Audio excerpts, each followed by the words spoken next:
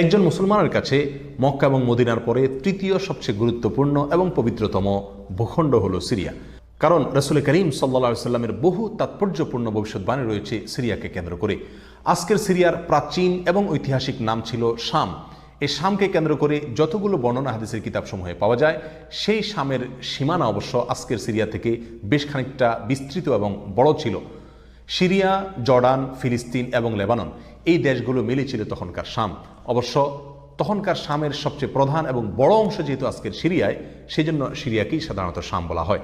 শাম বা সিরিয়ার প্রধান এবং অন্যতম বৈশিষ্ট্য হলো যুগে যুগে আল্লাহ সুবহানাহু ওয়া তাআলার পক্ষ থেকে বিভিন্ন নবী রাসূল যে সারা পৃথিবীতে এসেছেন, তাদের সবচেয়ে বড় অংশ এবং সবচেয়ে বেশি সংখ্যক নবী রাসূল এসেছেন এই শাম বা সিরিয়া। শাম বা সিরিয়া এটাই কিয়ামতের ময়দান হবে।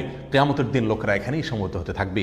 এর বাইরেও শাম বা সিরিয়া প্রসঙ্গে রাসূল করিম সাল্লাল্লাহু আলাইহি সাল্লামের আরও অনেক গুরুত্বপূর্ণ মন্তব্য এবং বক্তব্য রয়েছে। সামান্য কয়েকটি বক্তব্য আজ আপনাদের সম্মুখে আমরা পেশ করতে চাই। তার মধ্যে এক নম্বর হলো সহিহ বুখারীতে বর্ণিত হয়েছে, নবী আলাইহিস সালাম বলেছেন, লা তাযালু তায়ফাতুম মিন উম্মতি মানসুরিন লা ইয়াদুররুহুম মান খাযালাহুম হাত্তা তাকুমাস সাআ। অর্থাৎ আমার উম্মতের মধ্যে একটা বিশেষ শ্রেণী, বিশেষ কিছু লোক থাকবে, একটা দল থাকবে যারা সত্যের পক্ষে লড়াই করতে থাকবে, আল্লাহর সাহায্য তাদের সঙ্গে থাকবে এবং তারা এই সত্যের পক্ষের লড়াইকে অব্যাহত রাখবে কিয়ামত কায়েম হওয়া পর্যন্ত। তাদেরকে যারা পর্যদস্ত করতে চায়, অপমান করতে চায়, ক্ষতি করতে চায়, তাদের কেউই তাদের কোনো ক্ষতি করতে পারবে না।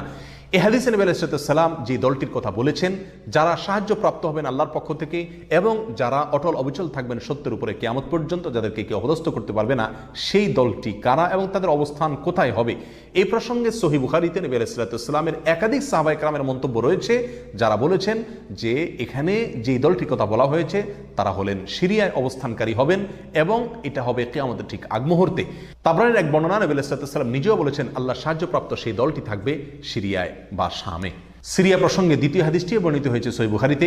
বিখ্যাত সাহাবী আব্দুল্লাহ ইবনে ওমর রাদিয়াল্লাহু তাআলা আনহু বলেছেন, রাসূল করিম সাল্লাল্লাহু আলাইহি ওয়াসাল্লাম ইরশাদ করেছেন, আল্লাহুম্মা বারিক লানা ফি শামিনা ওয়াফি ইয়ামানিনা। অর্থাৎ আল্লাহ আমাদের সিরিয়ায়, আমাদের ইয়ামানে আপনি বরকত দান করুন। এই কথা বলার পরে উপস্থিত লোকেরা বলল, ইয়া রাসূলুল্লাহ ওয়াফি নাজদিনা, আমাদের নজদেও আল্লাহ বরকত দান করুন, সেই দোয়া করুন আপনি। নবী আলাইহিস সালাম তাদের কথায় কর্ণপাত না করে আবারও বললেন, আল্লাহুম্মা বারিক লানা ফি শামিনা ওয়াফি ইয়ামানিনা। লোকেরা আবারও বললেন, ওয়াফি নাজদিনা, আমাদের নজদেও।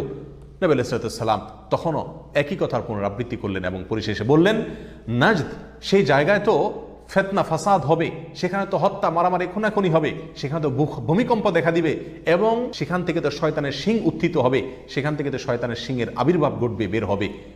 এখানে নাজদ বলতে কোন এলাকাকে বোঝানো হয়েছে, এই প্রসঙ্গে মুহাদ্দিসিনে কেরামের বেশিরভাগের মন্তব্য হলো নাজদ বলতে ইরাককে বোঝানো হয়েছে। নাজদ বলা হয় উঁচু অঞ্চলকে।